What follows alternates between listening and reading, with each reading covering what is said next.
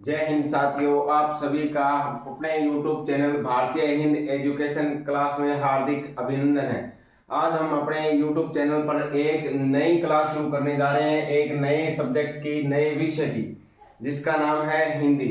हिंदी जो है सामान्य हिंदी सभी एग्जामों में लगभग पूछी जाती है और सामान्य हिंदी का पोर्शन लगभग जितने भी एग्जाम है, राजस्थान के एग्जाम हो, चाहे इंडिया के एसआई का एग्जाम हो, जीडी का एग्जाम हो, कांस्टेबल का एग्जाम हो, चाहे कोई भी एग्जाम हो, उसमें सामान्य हिंदी जो है एक सब्जेक्ट के रूप में पूछी जाती है। तो आज हम अपनी YouTube चैनल पर हिंदी की जो क्लास है वो शुरू करने जा रहे हैं। तो हम सबसे पहले बात करेंगे हिंदी के बारे में कि हिंदी जो है वो किस प्रकार से उसकी उत्पत्ति हुई है, किस प्रकार से उसका निर्माण किया गया है। तो हिंदी से पहले हम थोड़ी सी चर्चा कर लेते हैं भाषा के ऊपर कि भाषा जो है वो किस प्रकार से बनी है या भाषा कहते किसको हैं। तो अपने सबसे पहले आज बात करेंगे भाषा की। भाषा जो है भावों व विचारों की अभिव्यक्ति को कहा गया है। भावों व विचारों की अभिव्यक्ति किस प्रकार से कि जिज्ञासा पूर्वक होनी चाहिए, जानने की अपने को इच्छा होनी चाहिए, उसी के लिए अपने भावों व विचारों की अभिव्यक्ति जिसका हम आदान प्रदान करते हैं उसी को ही भाषा कहते हैं।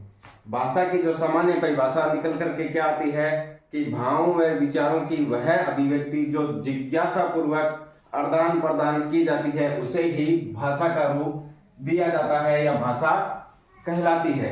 इसके बाद में बात करेंगे कि भाषा जो है इसके पक्ष कितने होते हैं, भाषा के कितने पक्ष रखे गए हैं।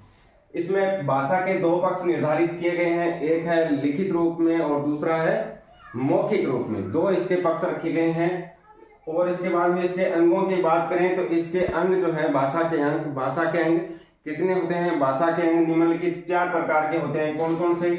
पहला हो गया ध्वनि, दूसरा वर्ण, तीसरा शब्द और चौथा वाक्य। सबसे पहले जो है भाषा के अंदर ध्वनि का विकास किया गया, ध्वनि से ही वर्ण का निर्माण किया गया।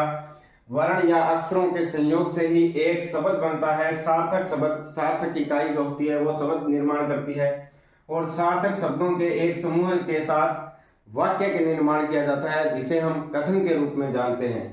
इसलिए भाषा के 4 अंग प्रमुख माने गए हैं, ध्वनि, वर्ण, शब्द और वाक्य। इसके बाद में हम बात करेंगे कि भाषा का स्वरूप या इसके आयाम क्या क्या है, कि भाषा का हम किस प्रकार से आदान प्रदान कर सकते हैं या भाषा को हम किस प्रकार से समझा सकते हैं किसी दूसरे व्यक्ति को।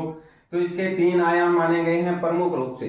इसका पहला आयाम है लिखित रूप में कि हम किसी को लिख करके अपनी भाषा जो है अपने भावों या विचारों को व्यक्त कर सकते हैं।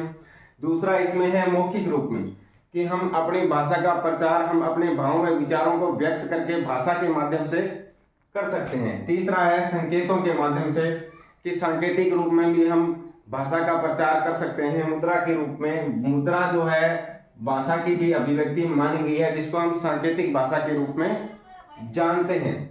इसके बाद में आता है कि प्रकार, भाषा कितने प्रकार की मानी गई है या भाषा के अंग कितने माने गए हैं। भाषा के प्रकार कौन कौन से? तो भाषा के 5 प्रकार हैं। कौन कौन सी? पहली हो गई मातृभाषा जो हमें हमारे परिवार से मिलती है। दूसरा हो गया बोली। बोली जो है एक सामान्य क्षेत्र में या सीमित क्षेत्र में बोली जाने वाली भाषा को बोली कहा जाता है। इसके बाद में आ गई उपबोली कि विभिन्न भाषाओं के संयोग के बाद में एक नई छोटी जो उपबोली बनती है उसको कहते हैं उपबोली। तीसरा आ गया राजभाषा, वह भाषा जिसको राज के कार्यों में मान्यता प्रदान की गई हो उसे हम राजभाषा या राजकीय भाषा कहते हैं। तीसरा आ गया अपना लास्ट और 5वां आखिरी कि राष्ट्रीय भाषा। राष्ट्रीय भाषा देश की एक भाषा होती है जिसको हम राष्ट्रीय भाषा के रूप में मानते हैं। इसके बाद में हम बात करेंगे कि हिंदी की। तो हिंदी के ऊपर हम आज चर्चा करेंगे स्पेशल कि हिंदी की उत्पत्ति जो है किस प्रकार से की गई है।